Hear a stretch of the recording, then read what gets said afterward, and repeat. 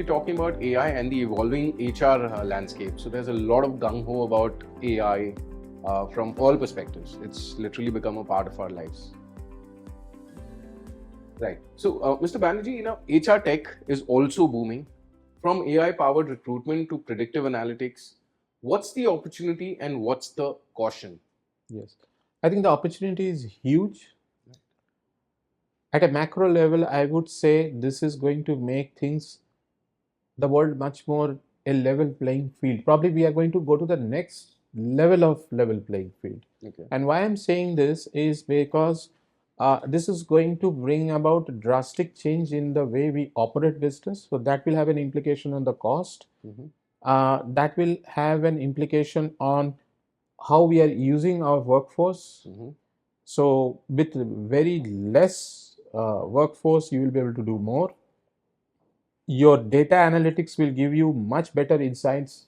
So that will also probably enhance or should ideally enhance profitability or organizational effectiveness. This will, for the employee point of view or the workforce point of view, is going to make them free, reduce their workload a lot, what they are now currently doing manually or what they have to depend on other sources of information, that will get drastically reduced. So new jobs would get created, new roles would get created in the organization. But in a country like India, where people have limited technical skills, they will have to scale up a lot. And this a is a big worry, because right now, if you look at the corporate sector in India, uh, we are yet to kind of, I would say, we are nowhere Right. in terms of scaling up our people, both technically as well as to prepare them mentally for this huge transition that is going to take place. Right. So there's a huge gap, I suppose, between the ones who are doing AI and the ones who are not adopting AI. See, I don't have to learn AI, but I need to kind of understand how to leverage AI. See, ultimately, this is my, at a broad level, this is my belief that uh, it is our imagination that will drive change, and AI is going to be a very significant technology or tool to drive that change. Right. See, I'll give you a very simple example. The company that I work for has got more than 800 people. Now, there is no way that I can talk to all 800 people on an everyday basis. Correct. But bots can be used to kind of talk to these employees, which are spanning from right from South China Sea to the Red Sea in different time zones at their convenience. Right. And this data is a very crucial data. Now, what I should be doing is that how do I use that data in terms of engagement, in terms of the expectation, and frame policies. In the same way, people who are at the operational level, they need to kind of, with this technology coming, they would be able to kind of manage data on every aspect of the operational part of the business much more seamlessly. So therefore, it's a good situation to have. But what is very important is that, and what organizations must ensure, they should not make AI as a excuse to downsize people or to kind of ask people who are more than 40 years of age to go, or to kind of create situations where people are not able to cope up with the change without the right training being given to them. Right. And unfortunately, that is happening. A lot That of is firing happening. is happening Yes, because of yes, AI and yeah, everything. yeah. So because see, ultimately organizations has to realize that they would suffer if they're losing trust and faith of people. And I'll give you a very specific example. We all know about the global capability centers that are coming up in India. It's a big boom right now. True. Now, why do you think that international companies would come and set up their global capability centers over here? And why it is called global capability centers? It is primarily called because the world knows that in India we have talent which is very high caliber, which if trained properly and if they are doing the recruitment right, then they can be very, and these are not like 20 years back the back offices that we are talking about. And this is very important to clarify to your audience that not many people, whenever I talk to them about the global capability centers, they feel that okay, whatever the West do not want to do or some country do not want to do, those work is going to come up, land up in India. Not necessarily. These are niche skills on which people will work on. True. And therefore, we have to be very mindful of the fact that this is a big opportunity for a country like India, where uh, it is something similar to what mobile communication brought into India. Right. See, we did not go through the normal journey where the telecommunication as we know through the wire lines or the landlines as we know, Right. that brought the telecom revolution in India. The telecom revolution came when the mobile system came. The technological transition came when we started using computers from mid 90s or the 90s onwards. The economic change came when in 1992 Dr. Manmohan Singh brought about those changes. Right. So this is going to be a very substantial, impactful change, and it is going to impact everything on the ground. But people will have to make sure that they are trying to give that right effort where they adapt to changes instead of trying to resist it. But yes, as you mentioned, that a note of caution is that AI should not be intruding into an area which is not safe. So there are ethical issues, there are privacy issues. So those things we need to be mindful of. So, do you think will the AI make it more human or more transactional?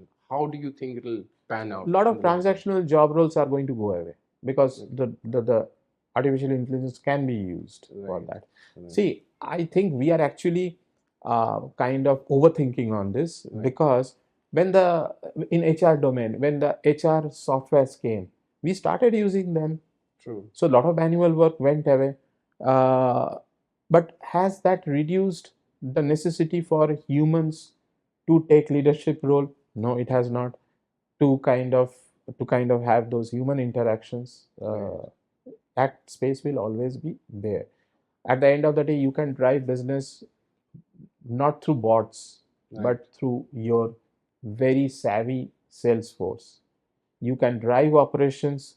The operational part of it, technology can take care. But strategizing it and kind of giving direction to it, people will always be required to do that. Absolutely. There are certain layers of job that is going to completely go away, where you are doing everything manually, which is actually, I don't think, good thing for the person who is doing it also at this point of time. Right. Because it doesn't make sense anymore. True. Interesting. So my question to you, sir, is now in a world leading on machines, do you think that, or rather, how can we retain human instinct and judgment that military leadership is known for? Now, in the AI, when you talk about AI, a lot of that is being taken care of AI. Where will the instinct part and the judgment part go? See, like anyone brought out, how much ever AI comes, that human emotional aspect cannot be taken over by AI.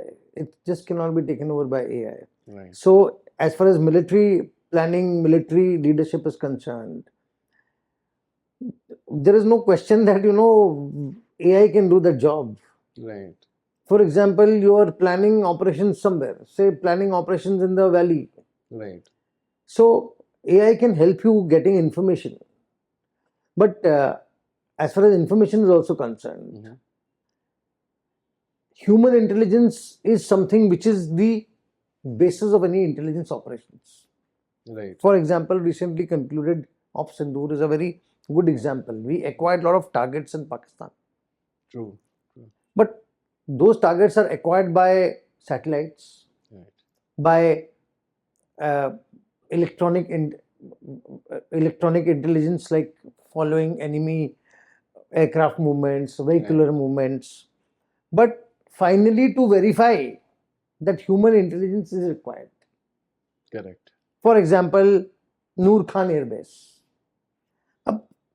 I is watching that airbase कि यहाँ पे कितने flight land होते हैं, how many flights take off, how many vehicles come, how much is the movement of troops. Right. Then from that you derive that yes, there is a strength of so many. Yeah. From then the satellites and all, they reconfirm that. True. True. They reconfirm that कि what information we are getting. So this is corroborating of that information. Right. We cannot do away with that human part. We cannot do away with that human part. So, as far as military operations is concerned or military leadership is concerned, technology will be used, artificial intelligence will be used, but that human aspect can never be done away with. True.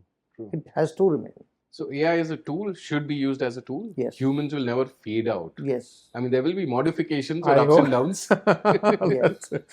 And we should know how to use it. Use it. Like, again, recently concluded Op Sindoor. You must have seen on social media so much of information coming. True. True. Information from Indian side also, information from Pakistani side also. Right. That information is being fed by artificial intelligence, or maybe somebody sitting somewhere in an office in China. Right. So on social media also you must have seen so much of information coming from Pakistan, coming from China. So many jets have fallen down. Right. But all this information, artificial intelligence generated information, but who's the target? Target is human. Human. They're trying to build a narrative in your mind Right. that Pakistan has won the battle or India has won the battle. True. But ultimate target is human because they are playing with your emotions. So in warfare, whatever intelligence is, whatever AI is used, howsoever, through social media or through other platforms, it is trying to target you because they want to influence your thinking. Right. Right. You want to influence your thinking. Now, I'll just take 1 minute more. Yeah. Everybody is saying 5 jets have fallen down. Even Trump has said that, India has lost 5 jets. Right. Has anybody seen even a single clipping of any jet crashed? None Even whatsoever. in our country, even there's a taxi accident, you will find 10 videos by the evening. Right. 5 jets falling down in populated areas. True. Not even a single video has come. That's propaganda. I suppose. That's total propaganda to build a narrative. True. So these tools will be used Right. to play with your minds, psychological warfare. True. But the human part is the human part, and come what may, the human brain, human emotions is intelligence. It is not artificial one. Right. Right. So let us continue with our intelligence. Let the AI Do its part. do its part. True. We can only evolve, I suppose. Yes. Well, once again, thank you for sharing exceptional insights into this segment as well.